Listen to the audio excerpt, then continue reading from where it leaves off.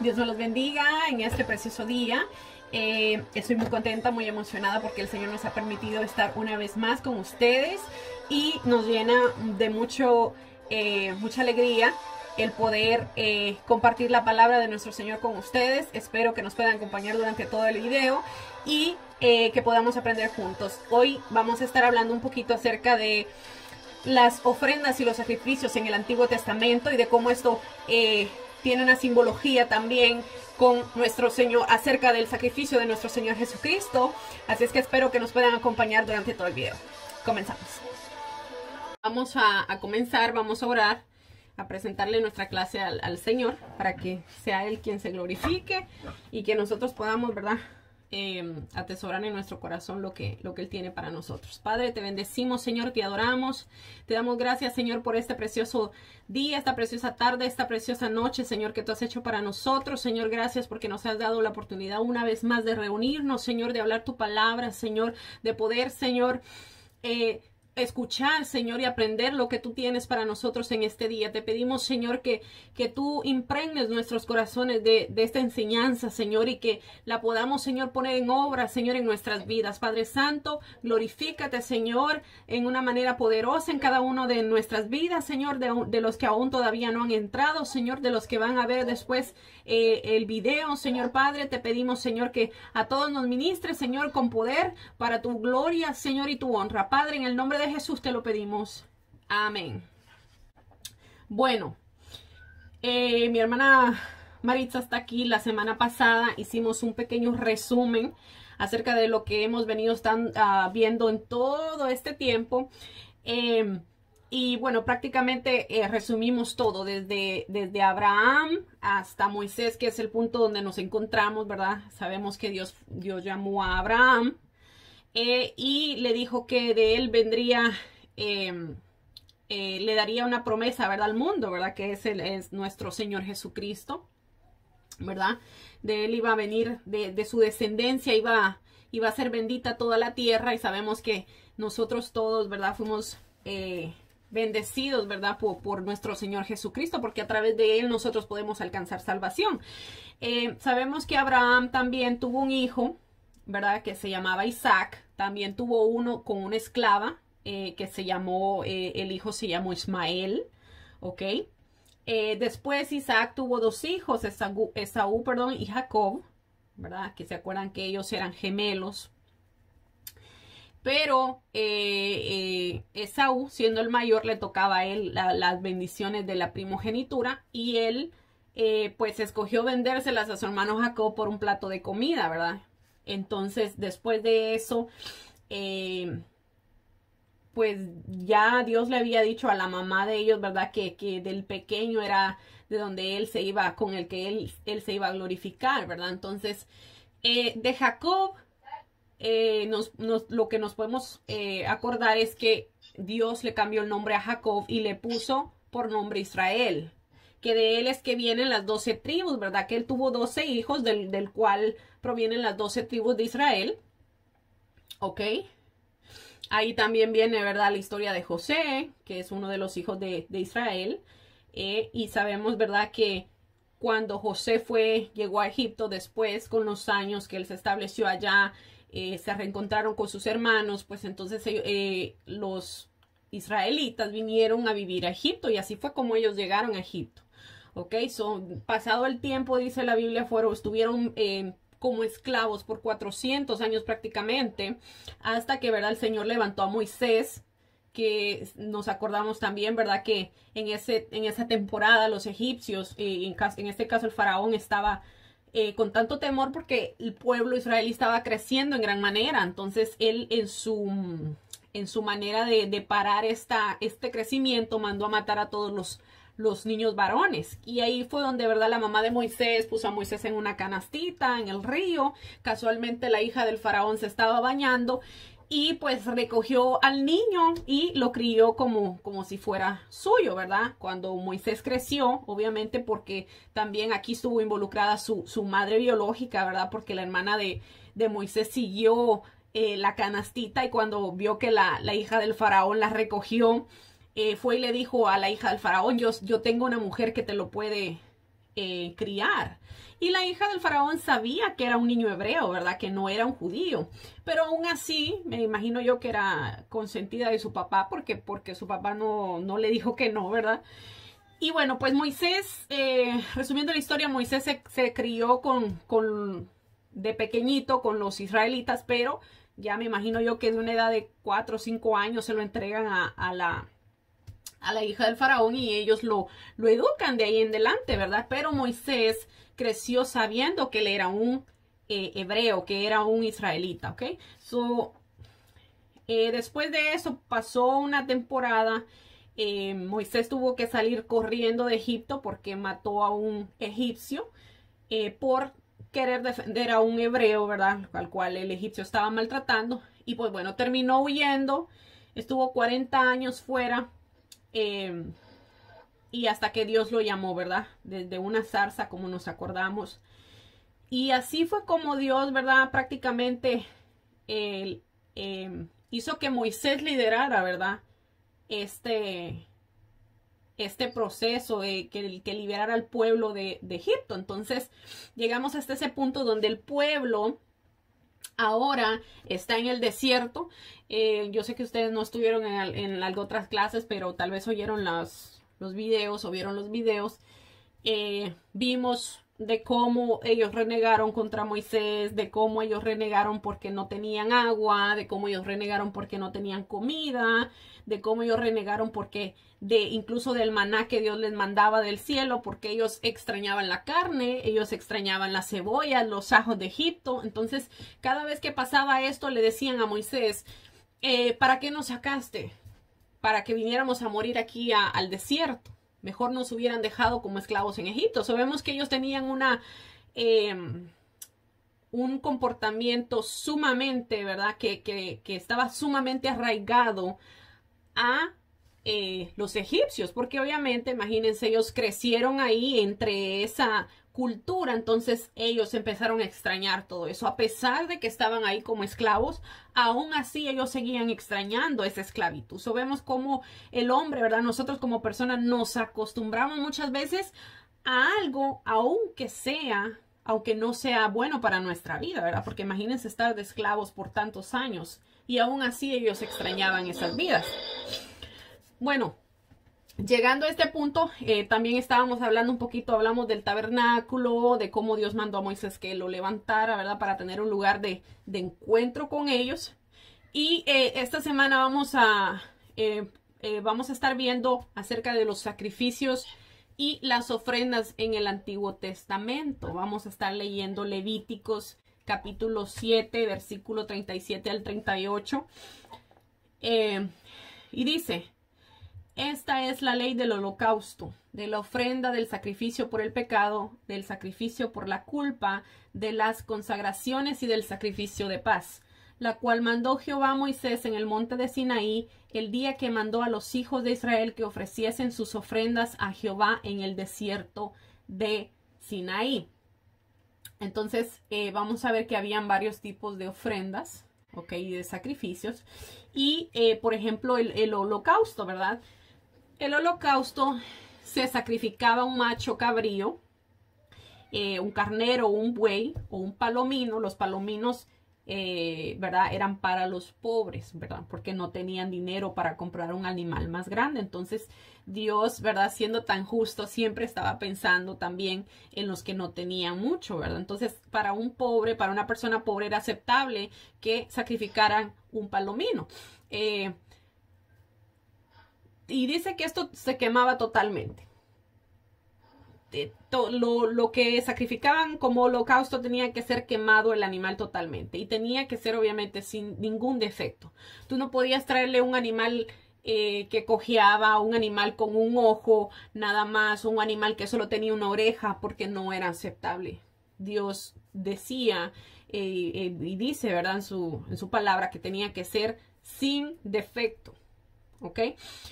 Y bueno, el propósito era un acto voluntario de adoración, ¿ok? Y también se podría decir que de expiación por los pecados involuntarios en general. Una expresión de devoción, de compromiso o de completa entrega a Dios, ¿Ok? Y si nos vamos a la tipología de este sacrificio, la tipología en Cristo es que Cristo hizo nuestro sacrificio, ¿verdad? Perfecto, que se entregó voluntariamente.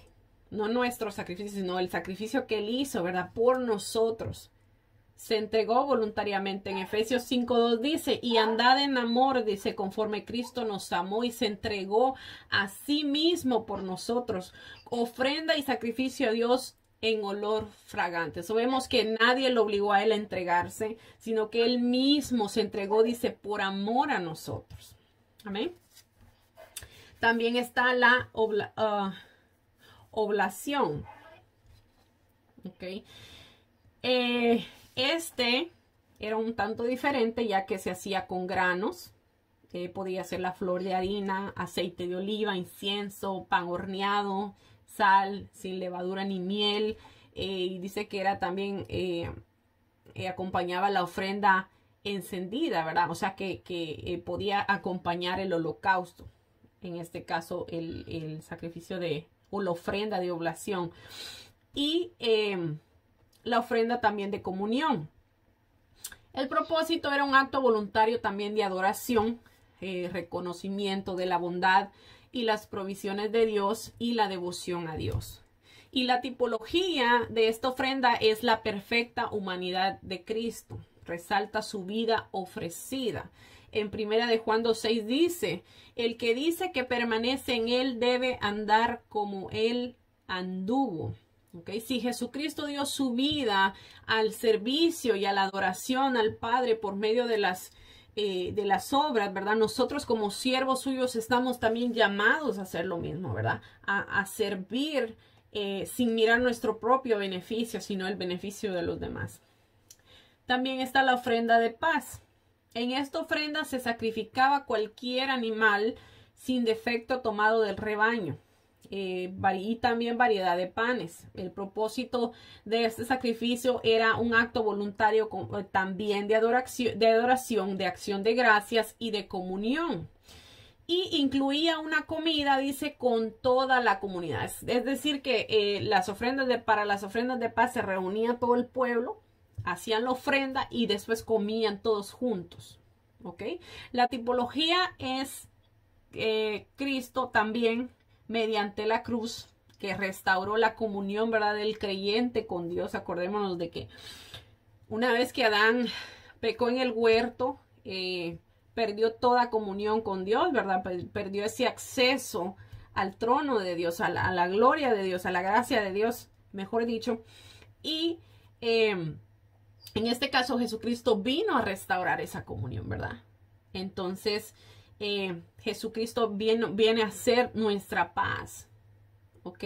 El que hizo cesar las guerras, ¿verdad? En el sentido de que, pues nosotros siempre vamos a tener problemas, ¿verdad? Pero en el sentido de que cuando nosotros tenemos a Jesucristo, en algún momento ese amor de nuestro Señor nos va a cubrir y nos va a traer paz, ¿verdad? Y puede hacer, ¿verdad? Con la paz y el amor del Señor, de que esa guerra, porque muchas veces las guerras son aquí, son internas, son en nuestra mente, y nosotros, la única manera de pelear esas guerras es con nuestro Señor Jesucristo, ¿verdad? Él es el único que nos puede a nosotros dar esa salida para nosotros no estar pensando constantemente en el problema y tener paz en medio del problema. También estaban las ofrendas por el pecado. Esto se ofrecía a favor para el sumo sacerdote y la congregación. Y se ofrecía un becerro, y para los líderes un macho cabrío, para cualquier persona del pueblo una cabra o un cordero, y para los pobres 2 tórtolas o 2 palominos, ¿verdad? Como ya les explicaba antes. Para los muy pobres era la 10ª parte de un efa de flor de harina, que era como un pan, ¿verdad? Y bueno, el propósito era para expiación de pecado específico e involuntario. So, vemos que habían pecados, ¿verdad?, que se cometían tal vez involuntariamente. Pero obviamente también habían pecados, ¿verdad?, que se cometían con toda intención.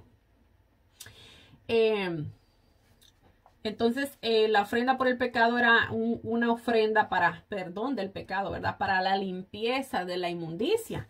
Y la tipología también es Cristo, que padeció fuera de la puerta, dice la palabra en Hebreos 13, 10 al 13. Dice, tenemos un altar del cual no tiene derecho de comer los que sirven en el tabernáculo, porque los cuerpos de aquellos animales cuya sangre, dice, a causa del pecado es introducida en el santuario por el sumo sacerdote, son quemados fuera del campamento. Por lo cual también Jesús, para santificar al pueblo mediante su propia sangre, padeció fuera de la puerta. Vemos que él no lo quemaron adentro de la ciudad, sino que lo sacaron de la ciudad para crucificarlo, ¿verdad? Y dice, salgamos pues a él fuera del campamento llevando su vituperio. Para los creyentes judíos a quienes iba dirigida esta carta, salir del campamento significaba salir del judaísmo para abrazar la fe en Cristo. En este caso, para nosotros los creyentes de hoy, significa salir del mundo y sus placeres y entregarnos completamente a Cristo, ¿verdad? Aquí en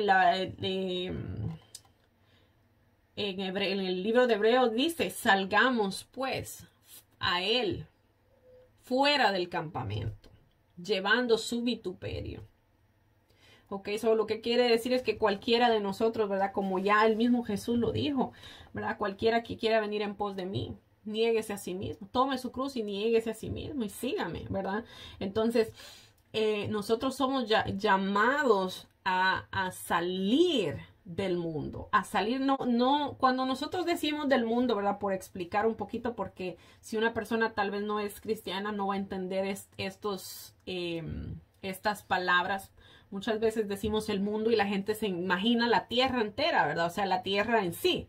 Pero cuando nosotros decimos el mundo, estamos hablando de las personas que no conocen a Dios, que no conocen al Señor Jesucristo, que llevan una vida, estas personas llevan una vida desordenada, estas personas llevan una vida totalmente alejada de nuestro Señor, ¿verdad? Y a nosotros, cuando nosotros aceptamos a nuestro Señor y de verdad queremos servirle, se nos llama, la palabra nos dice, tenemos que salir de en medio de todo este tipo de cosas que practica el mundo, ¿verdad? Y así mismo en aquel tiempo, ¿verdad? Los judíos estaban tan arraigados a su religión, tan arraigados a su manera de lo que les habían enseñado, ¿verdad? Que también era un sacrificio el ellos salir de eso, porque no era algo fácil. Tenían que salir de su comunidad y prácticamente enfrentarse a todos, porque la mayoría, pues como sabemos, rechazaron al Señor Jesucristo como el Mesías, ¿verdad? Seguimos. Bueno, dice, sacrificio de restitución. Para esto se sacrificaba un carnero solamente. Dice que este sacrificio era para expiación de pecados involuntarios que requerían restitución, limpieza de la inmundicia para hacer restitución. Y la tipología, pues como sabemos, ¿verdad? Es nuestro Señor Jesucristo, quien mediante su sacrificio pagó la culpa de los pecados actuales del creyente, ¿verdad? Sabemos que todos los sacrificios que hay en el Antiguo Testamento nos llevan a Cristo. En Romanos 3, 24, 25 dice, siendo justificados gratuitamente por su gracia, mediante la redención que es en Cristo Jesús, a quien Dios puso como propiciación por medio de la fe en su sangre para manifestar su justicia a causa de haber pasado por alto en su paciencia los pecados pasados, con la mira de manifestar en este tiempo su justicia a fin de que Él sea el justo y el que justifica al que es de la fe de Jesús. Sabemos que por medio de Cristo nosotros somos justificados, ¿verdad? Delante de nuestro Señor Padre, ¿verdad? Y dice aquí, ¿verdad? Que es Dios justo el que justifica a los que tenemos fe en Jesucristo. Nosotros tenemos que saber, ¿verdad? Que es por Cristo, y dice la Biblia, solamente por Cristo que nosotros podemos alcanzar esa salvación, ¿verdad? Y poder ser justificados delante de nuestro Señor. Sabemos que todo, como ya les había dicho, todo el Antiguo Testamento nos apunta a Cristo, ¿verdad? Él es el centro de la palabra. Dice dice Juan, Él es el verbo. El verbo es la palabra viviente. Entonces Jesucristo es la palabra. Y es aquí donde nosotros vemos que nosotros como los creyentes podemos gloriarnos de que hemos aceptado, ¿verdad? Ese sacrificio de Jesucristo, porque para Él y solo para Él es la gloria, ¿verdad? Y Él murió por nosotros. Él pagó el precio de nuestra maldad, imagínense. Entonces yo creo que nadie en esta tierra puede decir, ¿verdad? Que yo voy a pagar el precio por Jocelyn, o Jocelyn va a pagar el precio por Maritza, o Maritza va a pagar el precio por Eddie. Yo creo que ninguno de nosotros en su sano juicio, ¿verdad? Por decirlo de una manera, va a hacer cosas semejantes. No creo yo que alguien vaya a decir, no, aquel señor mató a un muchacho y métanme a mí en presa en vez de aquel señor. Yo creo que nadie se atreve a hacer eso, hermanos. Pero nuestro Señor Jesucristo hizo eso por amor a nosotros. Se puso ahí para recibir todo el castigo que nosotros merecíamos. Okay. Y también, ¿verdad? Aún asimismo, ¿verdad? Los que aún no han aceptado a nuestro Señor Jesucristo como su Señor y Salvador, deben saber que las puertas, ¿verdad? Están abiertas para que le acepten. Para que puedan comprender que la Biblia no se menciona otro nombre, ¿verdad? Sobre el cual podamos también alcanzar salvación, ni otro nombre al cual debamos nosotros adorar y servir, sino que solo a Dios Padre y a su Hijo Jesucristo, nuestro Salvador, ¿verdad? Si nosotros nos ponemos a leer alrededor de las historias en la Biblia, todo, nunca vamos a encontrar un solo versículo que nos diga que nosotros debemos adorar a un hombre o a un ángel o a lo que sea, pero solo a Jesucristo y a nuestro Dios Salvador, ¿verdad? Y incluso podemos ver pasajes, ¿verdad? Por ejemplo, hay un episodio donde Pablo y Silas, creo que era, que llegaron no sé si fue a Éfeso. La cosa es que cuando estos hombres vieron los milagros que ellos estaban haciendo, ¿verdad? Porque Dios le da poder a sus siervos para hacer milagros. Dice que los hombres se quedaron tan maravillados de que empezaron a decir que ellos eran unos dioses. Imagínense. A uno le decían el dios Saturno y bueno, no me acuerdo bien, pero la cosa es que dice la Biblia, y Pablo y Silas se rasgaron sus vestidos, dice. Cuando dice la Biblia rasgar sus vestidos, quiere decir de que es un símbolo de frustración, de dolor, ¿verdad? Por lo que habían hecho. Y ellos le dijeron, no hagan cosas semejantes. No quieran adorarnos a nosotros, porque nosotros somos hombres igual que ustedes. Aquí el que hace los milagros es el Señor. Amén. Bueno, no sé si Jocelyn quieras agregar algo a eso.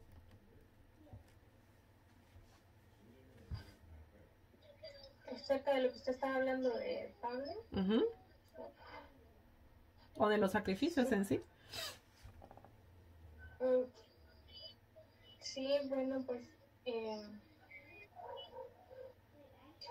prácticamente eso ellos lo hacían como usted decía, ¿verdad? En el Antiguo Testamento, ellos lo hacían prácticamente como en obediencia, ¿verdad? Hacia Dios, porque eso fue que Dios fue un mandato de parte de Dios para que ellos lo hicieran. Entonces, cuando el Señor Jesucristo vino y Él hizo ese sacrificio, entonces ellos no lo quisieron aceptar. Entonces ellos no quisieron aceptar y Jesucristo cumplió al pie de la letra la ley que Dios había mandado.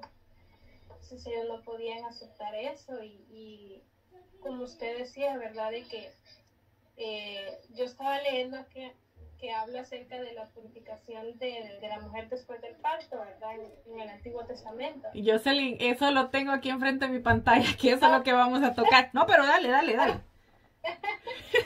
pues ahorita lo estaba leyendo y me impactó bastante porque aquí fue un mandato que Dios les dio hasta también para la mujer, ¿verdad? O sea, que no solamente el hombre como sacerdote del hogar también tenía su mandato de parte de Dios, sino también la mujer.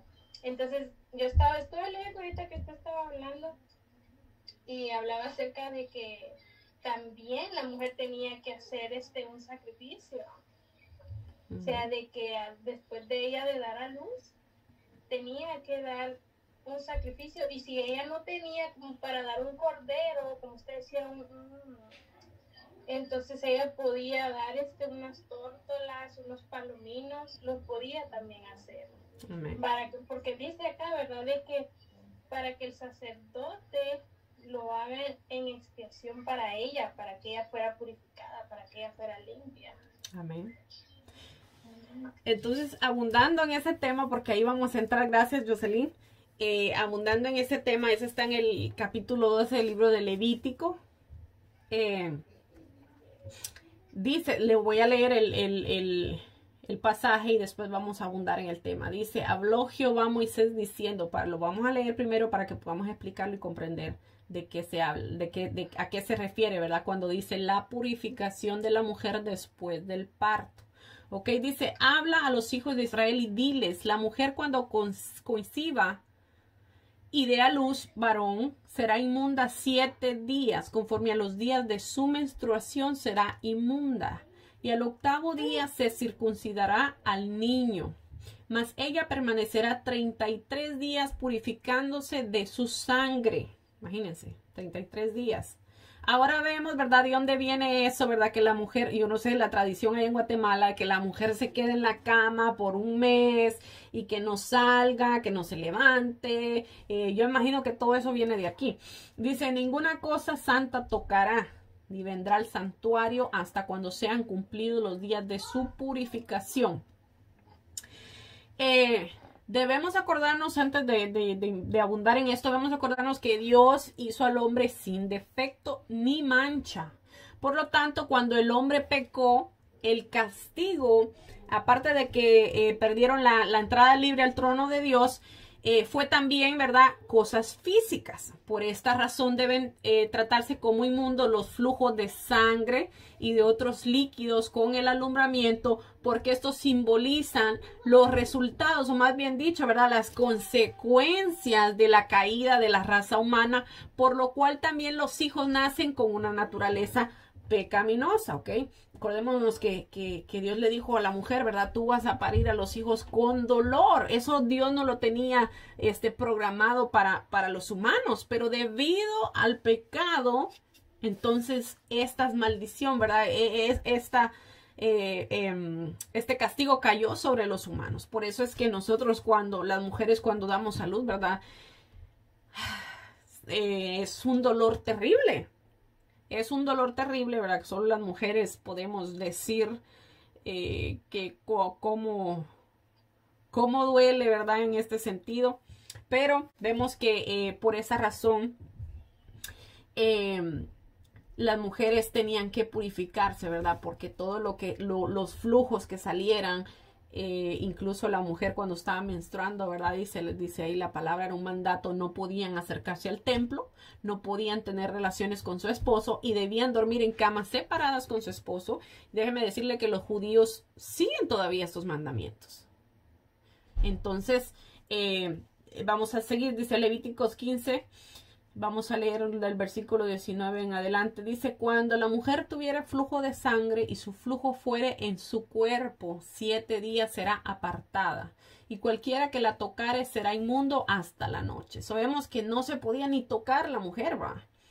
Dice, todo aquello que sobre ella se acostare mientras estuviere separada será inmundo. También todo aquello sobre lo que se sentare será inmundo. Sabemos que el esposo tenía que estar atento de no sentarse donde ella se había sentado, porque eso lo hacía a él ser inmundo. Entonces tenía él que esperar para que pasara su inmundicia también, para poder ir al templo o hacer cosas, ¿verdad? O juntarse con las demás personas, por decirlo así, porque vamos a ponerlo como un ejemplo. Digamos que pues la mujer estuviera inmunda, ¿verdad? Con su menstruación, y viene la mujer y se sienta en el sillón, y después viene el esposo, se sentó en el sillón, según la palabra, lo que dice aquí, entonces ya el esposo quedó inmundo también, porque se sentó en el mismo lugar que ella se sentó. Entonces, si este hombre va y toca a otra persona, la otra persona también va a ser inmunda. Y tienen que esperar para purificarse. No podían entrar al templo, ¿verdad? No podían hacer ningún rito o ninguna socializar de ningún tipo tampoco, ¿verdad? Entonces, esto era en el antiguo pacto. Nosotros no estamos llamados a seguir este tipo de... Acordémonos que la iglesia de Jesucristo es una cosa y el pueblo judío es otra cosa. Nosotros no podemos... Claro, hay mandamientos que la Biblia habla en el Antiguo Testamento que se le dieron al pueblo judío que nosotros estamos llamados a seguir. Pero, por ejemplo, estas costumbres rigurosas eran específicamente para el pueblo judío, ¿ok? Así es que no vaya a pensar, ajá. Sí, ahorita que estaba hablando usted acerca de eso de cuando la mujer estaba así con su menstruación era inmunda, es por eso que cuando la mujer de flujo de sangre, cuando ella estuvo enferma, nadie se acercaba a ella, ¿verdad? Y eso lo vamos a tocar aquí también. Jocelyn, ¿estás? Sí, vamos a ver. Vamos a ver también la historia de la mujer del flujo de sangre. Tal vez no todos la conocen, ¿verdad? La historia. Pero vamos a tocar eso un poquitito ya mismo. Pero vamos a terminar de leer esto también. Dice todo aquello, bueno, ya vimos, ¿verdad? Que todo lo que ella se sentare. Si alguno dice, si alguno durmiera con ella y su menstruación, ¿verdad? La menstruación de la mujer fuera sobre él, el hombre va a ser inmundo por 7 días también. La cama donde durmiere también, dice. Y la mujer dice cuando siguiere el flujo de sangre, aquí vamos a la historia, dice la mujer cuando siguiere el flujo de sangre por muchos días fuera de su tiempo, de su costumbre, cuando dice de su costumbre es que, ¿verdad? Cuando se pasa ya del tiempo de lo que regularmente la mujer menstrua, ¿verdad? O dice, o cuando tuviere flujo de sangre más de su costumbre, todo el tiempo de su flujo será inmunda como en los días de su costumbre. Imagínense. O sea, esa mujer, si tenía un flujo de sangre, no se podía acercar a nadie, ni nadie se podía acercar a ella. Estaba prohibido que entrara al templo o que asistiera a alguna sinagoga a aprender de la palabra, ¿verdad? Que yo creo que no se les permitía a las mujeres entrar, no estoy segura, pero eso es lo que más o menos me acuerdo. Bueno, los israelitas debían abstenerse de estar inmundos para poder entrar al santuario de Dios. Entrar contaminados al tabernáculo era penado, con la muerte, imagínense. Entonces, tal vez pareciera que estos temas, ¿verdad? No son demasiado interesantes, podría decirse, o quizás tal vez alguno se pregunte el por qué los vamos a estudiar, pero es muy importante que lo sepamos y que sepamos acerca de las leyes que Dios le dio a los judíos para que así nosotros podamos comprender pasajes en el Nuevo Testamento, como por ejemplo, ¿verdad? El que Jocelyn estaba diciendo que es la mujer del flujo de sangre. Vamos a leerlo en Lucas capítulo 8, versículo 43 al 48. Si tienes ahí tu Biblia, Jocelyn, si me lo quieres leer, Lucas 8, 43 al 48.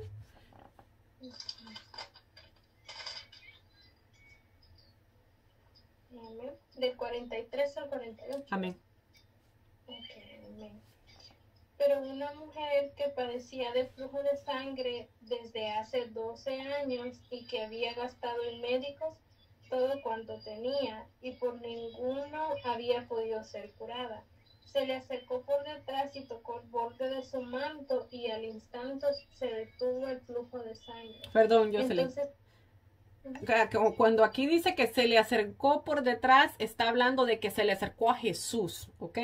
Solo para hacer hincapié en eso. Se le acercó a Jesús y lo tocó y tocó el borde de su manto. Ajá, sigue, Jocelyn. Entonces Jesús dijo, ¿quién es el que me ha tocado? Y negando todos, dijo Pedro y los que con él estaban, Maestro, la multitud te aprieta y oprime y dices, ¿quién es el que me ha tocado? Pero Jesús dijo, alguien me ha tocado, porque yo he conocido que ha salido poder de mí. Entonces cuando la mujer vio que no había quedado oculta, vino temblando y postrándose a sus pies, le declaró delante de todo el pueblo, porque causa le había tocado y como al instante había sido sanada. Y él le dijo, hija, tu fe te ha salvado, ve en paz. Wow, qué Estaba aún cuando vino uno de casa del principal de la sinagoga a decirle, tu hija ha muerto, no molestes más al maestro. Oh, sí, ahí terminó.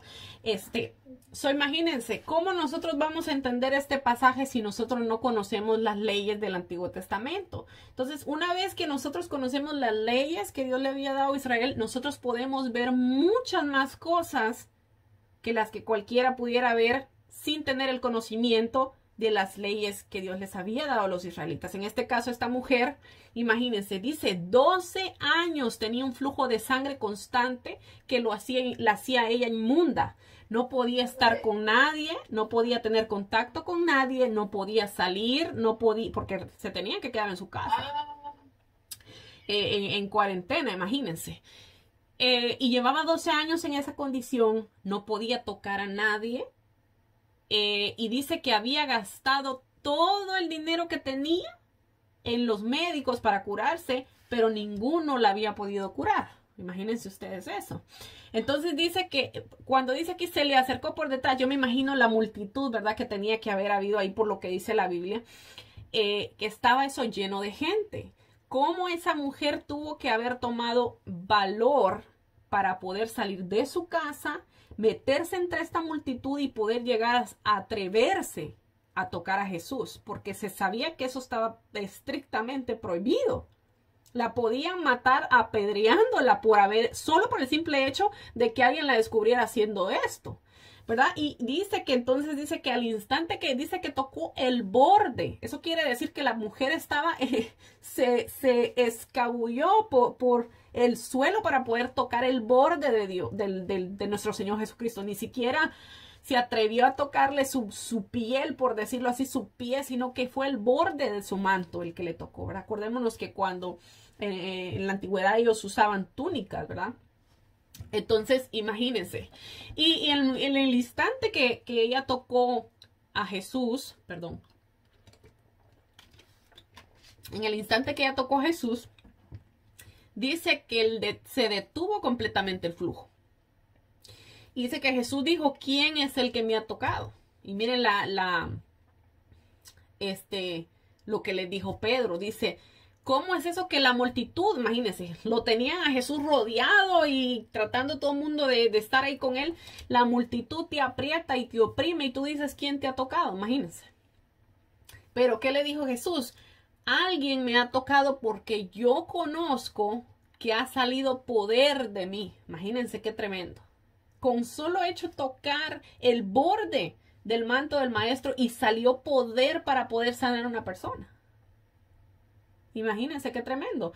Entonces, esto me trae a memoria también, ¿verdad? Que la palabra dice, no recuerdo exactamente en dónde, creo que es en el libro de los Hechos, de que los pañuelos, ¿verdad? De Pablo se los llevaban a la gente y sanaban.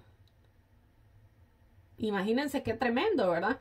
Entonces, cuando Jesús, ¿verdad? Dijo esto, ¿verdad? La mujer dice que se vio de que descubierta, ¿verdad? Y temblando, dice ahí el pasaje, temblando, se postró ante los pies de Jesús y le declaró todo lo que delante de todo el pueblo. Que eso fue otro acto de valentía, porque realmente, imagínense, la hubieran podido agarrar ahí solo por el hecho de haberse atrevido y la hubieran podido hasta matar. Pero esto también, ¿verdad? Sirvió para testimonio del gran poder que nuestro Señor Jesucristo tenía, ¿verdad? Y la contestación que Jesús le dijo, hija, tu fe te ha salvado, ve en paz. O sea que esa mujer llegó con una fe tan grande de que si tan solo ella pudiera tocar el borde del manto. Hay una canción bien bonita, después se la voy a mandar, de John Montalbán, se llama es un pastor. Y dice así, ¿verdad? Si tan solo yo pudiera tocar el borde de tu manto, yo sanaría, dice. Es bien linda la canción, pero imagínense. Entonces, vemos que este era un problema, ¿verdad? Una enfermedad común, ¿verdad? De las cuales las pobres mujeres tenían que estar prácticamente en cuarentena. Imagínense pasar 12 años en esa condición. Ha de haber sido terrible. Porque en cierta parte, pues te rechazaban, ¿verdad? Por esto. También vamos a ver acerca de las leyes de la lepra. Esta es otra enfermedad que era muy peculiar. Eso está en Levíticos 13. Y dice, habló Jehová a Moisés y a Aarón diciendo, cuando el hombre tuviera en la piel de su cuerpo hinchazón o erupción o mancha blanca y hubiera en la piel de su cuerpo como una llaga de lepra, será traído a Aarón el sacerdote o a uno de los hijos de los sacerdotes, y el sacerdote mirará la llaga de la piel del cuerpo. Si es el pelo en la llaga, se ha vuelto blanco y pareciere la llaga más profunda que la piel en la carne, llaga de lepra es. Y el sacerdote le reconocerá y le declarará inmundo. Imagínense. O sea, el sacerdote tenía que declarar que ese hombre era inmundo. Y dice, el leproso es inmundo, y el sacerdote lo declarará luego inmundo en su cabeza, y si en su cabeza tiene llaga. Y el leproso en quien hubiere llaga llevará vestidos rasgados y su cabeza descubierta, y embozado pregonará. Imagínense qué tremendo. Inmundo, inmundo. Todo el tiempo que la llaga estuviera en él será inmundo, estará impuro y habitará solo fuera del campamento, será su morada. Wow. Pareciera un tanto cruel, ¿verdad? El que Dios mandara este tipo de cosas, pero Dios lo estaba haciendo para proteger al demás pueblo. Imagínense que dice que el leproso, después de que el sacerdote lo declarara inmundo, tenía que ir por las calles gritando, diciendo, soy inmundo, soy inmundo, soy inmundo. Imagínense qué tremendo. Y dice que tenía que salir del campamento y habitar solo fuera del campamento. Imagínense eso. De un día a otro te tenés que ir de donde vivís, salir del campamento y vivir solo. Nadie se te podía acercar, ni tú podías tocar a nadie. Lo mismo que pasaba con la mujer del flujo, ¿verdad? Entonces todos los que tuvieran lepra debían apartarse solos y fuera del campamento hasta que sanaran.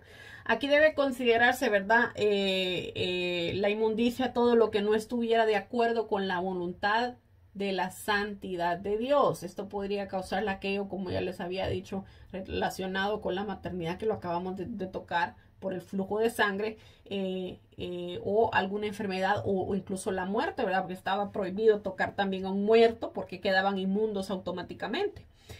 ¿Pero por qué? ¿Por qué todas estas leyes? Bueno, porque todas estas cosas, como ya les había dicho, se apartaban de la perfección, ¿verdad? Que Dios se había propuesto para la creación. En otras palabras, las leyes de la inmundicia les recordaban constantemente al pueblo de los resultados devastadores, ¿verdad? Del pecado. Y acordémonos que incluso la tierra fue maldita, como ya les había dicho, por causa del pecado de Adán y Eva. ¿Ok? Y como les decía, ¿verdad? Pareciera un tanto cruel lo que se hacía con los leprosos, pero Dios estaba protegiendo a su pueblo, ¿verdad? Porque ya que si esta gente, ¿verdad?, que tenía lepra permanecían en medio del pueblo, había peligro de que la lepra se le pegara a alguien más.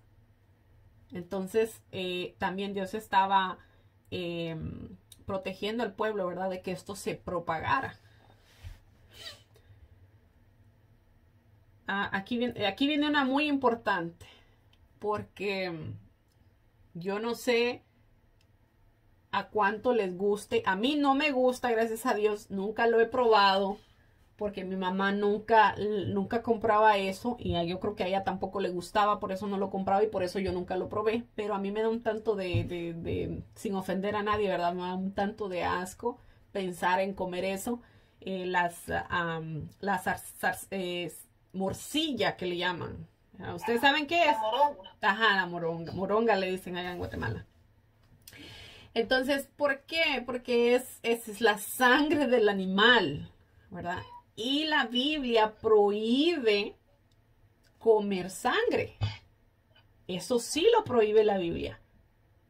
Y eso está vigente no solo para el Antiguo Testamento, sino para nosotros los creyentes del Nuevo Testamento también está prohibido.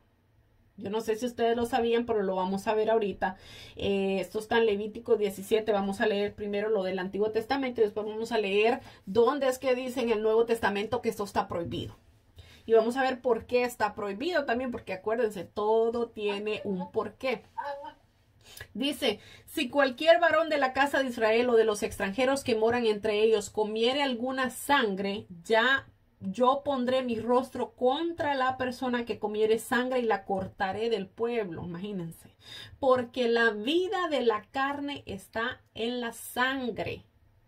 Y yo os la he dado para hacer expiación sobre el altar por vuestras almas. Y la misma sangre hará expiación de la persona. Vemos que en este pasaje nos presenta la razón, ¿verdad? Por la cual era necesario también sacrificar animales para poder perdonar el pecado del pueblo. Pero que también en la sangre está la vida. O sea que nosotros sin sangre, yo no sé, por ejemplo, yo cuando tuve a mi hijo Dani, yo perdí la mitad de la sangre de mi cuerpo y eso era un peligro. Es un peligro porque me dijeron a mí en ese entonces, yo me puse tan pálida esa vez, me acuerdo, yo pasé 5 días en el hospital y me dijeron que yo estaba desesperada por irme a casa. Y me dijeron que si yo me iba, yo tenía que firmar un papel haciéndome responsable de lo que me pasara porque me podía dar un ataque al corazón o me podía dar un derrame cerebral porque no tenía la suficiente sangre en mi cuerpo para yo poder sobrevivir.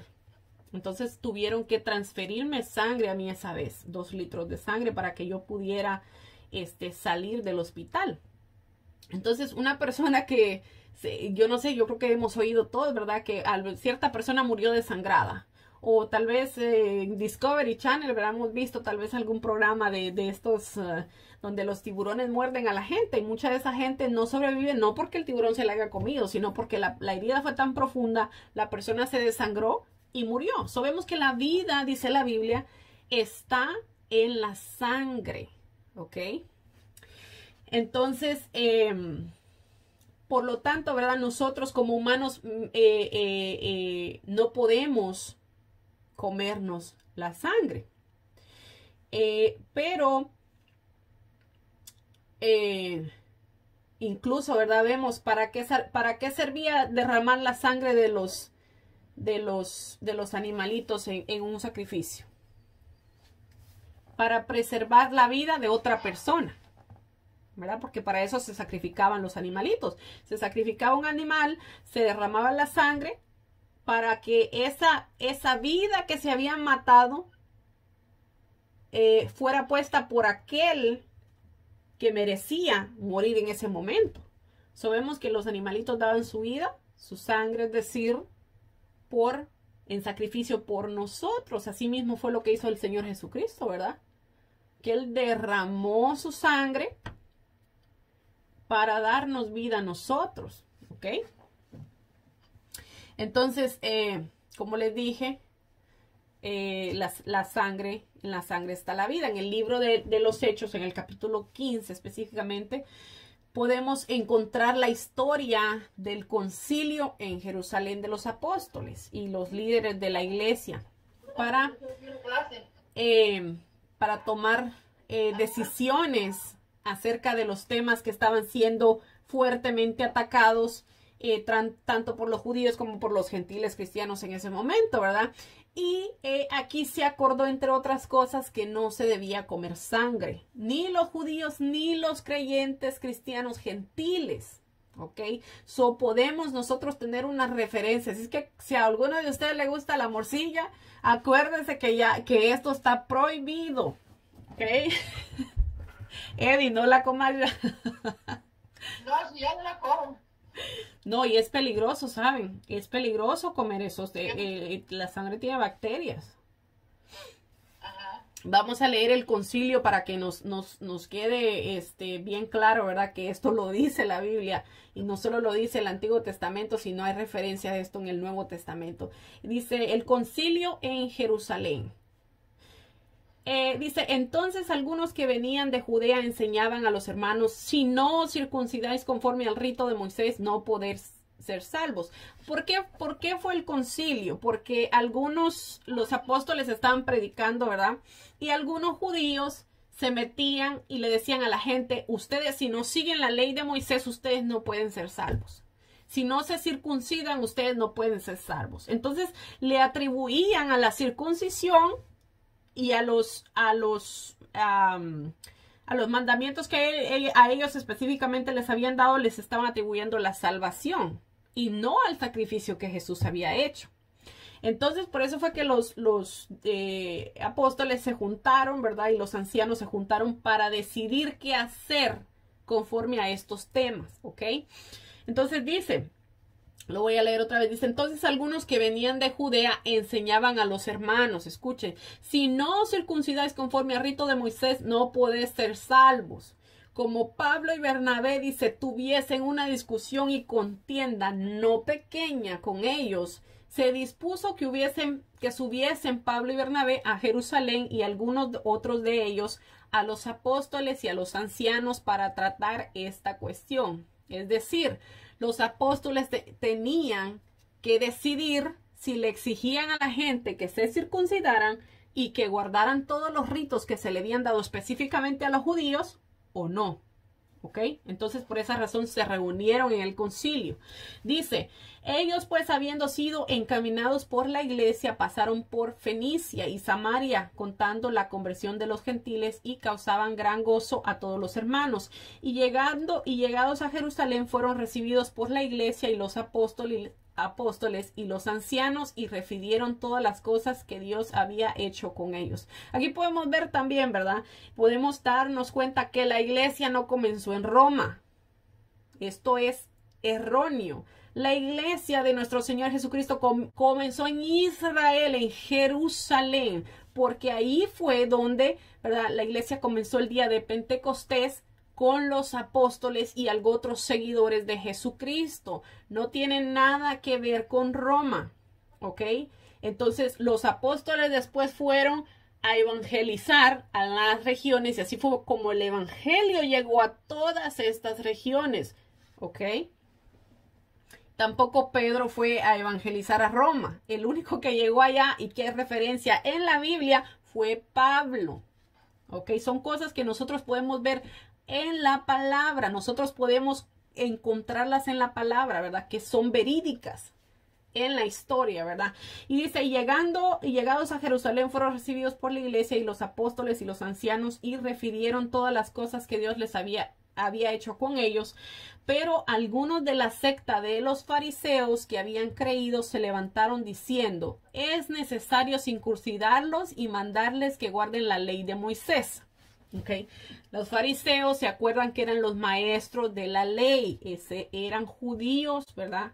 Maestros de la ley, es decir que ellos eran muy celosos con sus costumbres, eran muy rigurosos en los rituales que ellos hacían y ellos estaban a favor de que se circuncidara todo el mundo que aceptara al Señor. Ellos habían aceptado al Señor Jesucristo como el Mesías, pero todavía su religiosidad estaba tan arraigada en ellos que ellos querían o creían que era necesario que todos los demás que aceptaran a Jesús se circuncidaran y que guardaran la ley de Moisés. ¿Ok? Entonces, por esta cuestión fue que se reunieron en el concilio. Y dice, y se reunieron los apóstoles y los ancianos para conocer de este asunto. Y después de mucha discusión, Pedro se levantó y les dijo, varones hermanos, vosotros sabéis como ya hace algún tiempo que Dios escogió que los gentiles oyesen por mi boca la palabra del evangelio y que creyesen. Miren cómo Dios trabaja. Porque Pedro era uno de los pilares de la iglesia en aquel momento. Y antes de que Pablo saliera a predicarle el evangelio a los gentiles, Dios le mostró a Pedro que él no hacía acepción de personas. Cuando el Señor le mostró a Pedro de que tenía que ir a la casa de Cornelio a hablarles del Señor Jesucristo, y cuando Pedro dice que todavía Pedro estaba predicando el mensaje, cuando cayó el poder del Espíritu Santo y los bautizó en el Espíritu y ellos empezaron a hablar en nuevas lenguas, dice la palabra. Entonces dice que Pedro y los judíos que andaban con él estaban anonadados de ver que el Señor también estaba derramando de su espíritu, no solo sobre los judíos, sino también sobre los gentiles. Y aquí nosotros podemos ver que Pedro está dando testimonio de eso, de ese acontecimiento. Porque acuérdense, para un judío era abominación entrar a la casa de un gentil. Ellos no podían entrar a la casa de un gentil. Era prohibido. Y eso incluso Pedro se lo dijo a Cornelio, que él sabía cuán abominable era que él entrara a una casa con un gentil. Pero como había sido Dios el que lo había mandado, él fue en obediencia. Y Dios le mostró a Pedro que no, la salvación no era solo para los judíos, que era también para los gentiles. Acuérdense, llamamos gentiles a la gente que no era judía, ¿ok?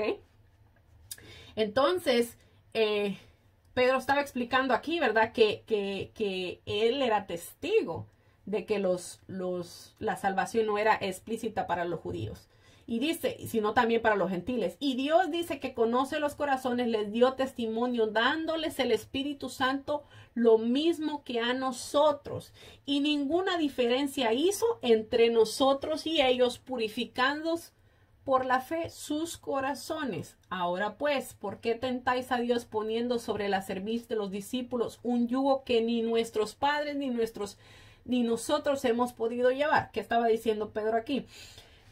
Ni nuestros padres, ni nuestros antepasados, ni nosotros hemos podido cumplir la ley. ¿Cómo es que ahora ustedes quieren ponerle esta misma carga a los gentiles que no conocen de nuestra ley? Imagínense. Y dice, antes creemos que por la gracia del Señor Jesús seremos salvos. De igual modo aquellos.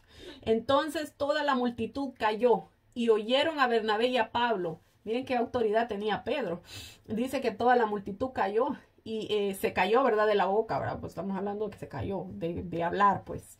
Y dice, y oyeron a Bernabé y a Pablo que contaban cuán grandes señales y maravillas había hecho Dios por medio de ellos entre los gentiles. Y cuando ellos callaron, Jacobo respondió diciendo, ¿quién era Jacobo? Jacobo era el hermano de nuestro Señor Jesucristo. ¿Ok? Y él era otro de los pilares de la iglesia. Él era el que tenía autoridad ahí. Mire lo que dijo. Jacobo respondió diciendo, varones hermanos, oídme.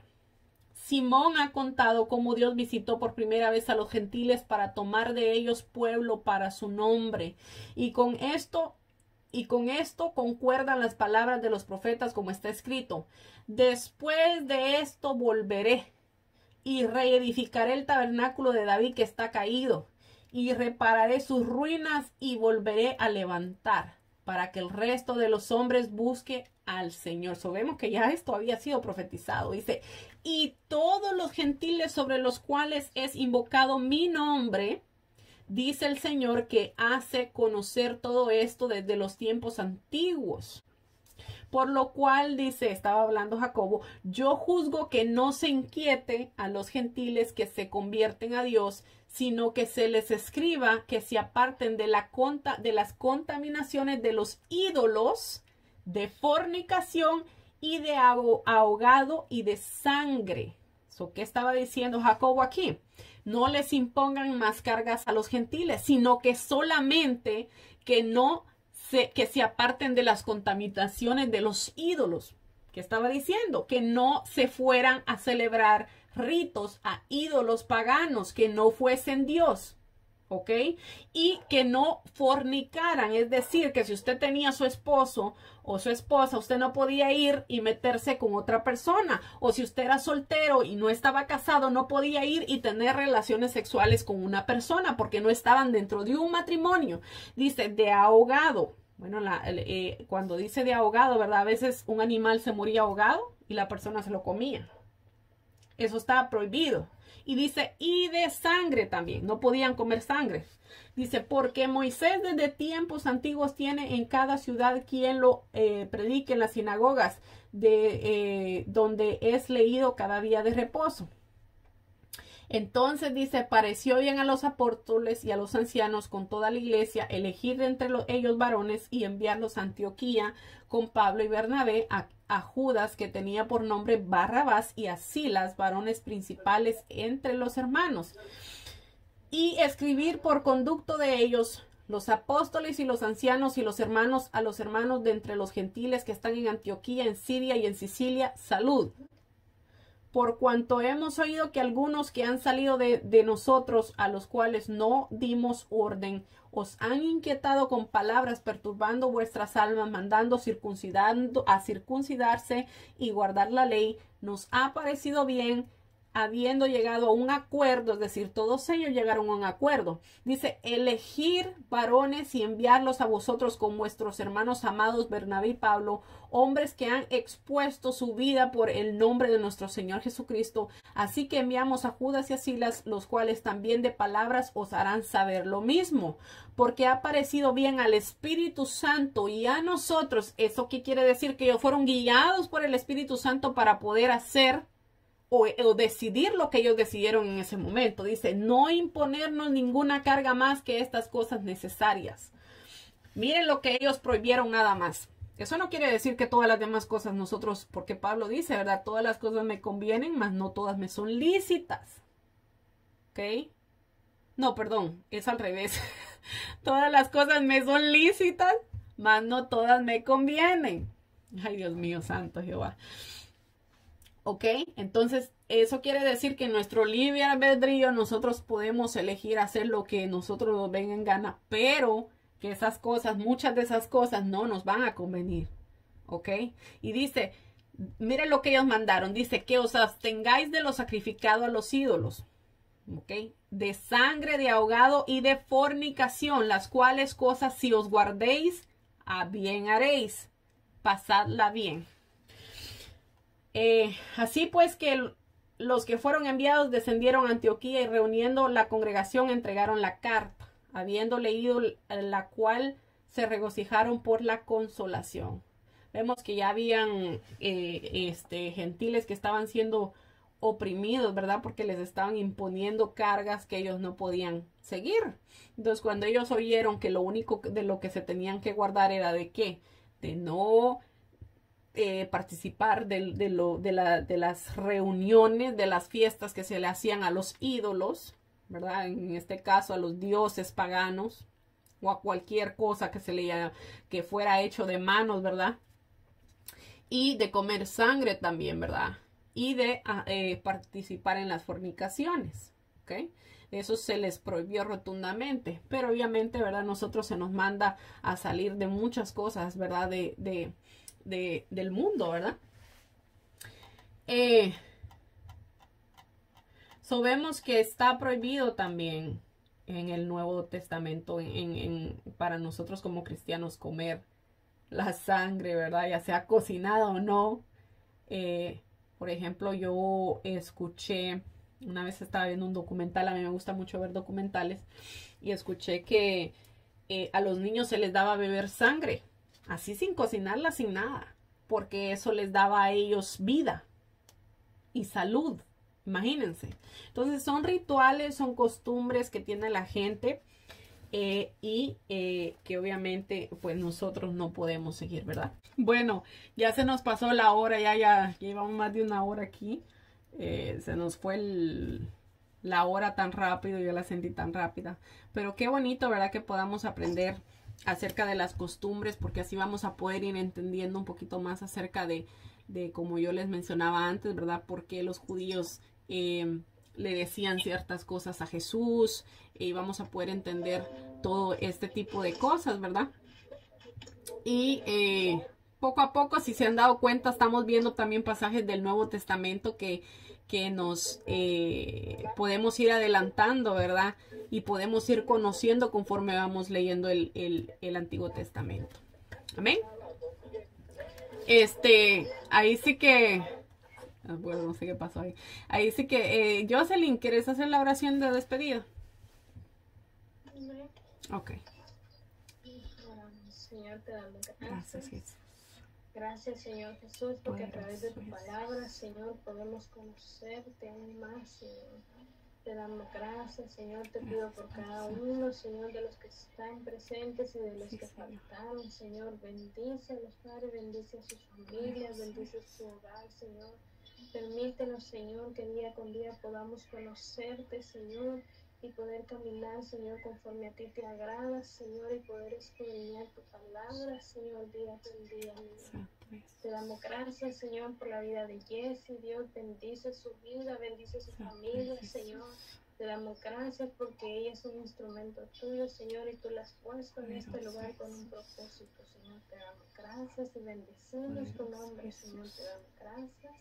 En el nombre de Jesús. Amén. En el nombre de Jesús. Amén. Bueno, mis amados, primero Dios, nos vemos el sábado que viene. Y gracias a todos por conectarse. Que Dios me los bendiga. Y primero Dios, seguimos hablando durante la semana. Adiós. Amén. Que les bendiga. Bendiciones. Bye.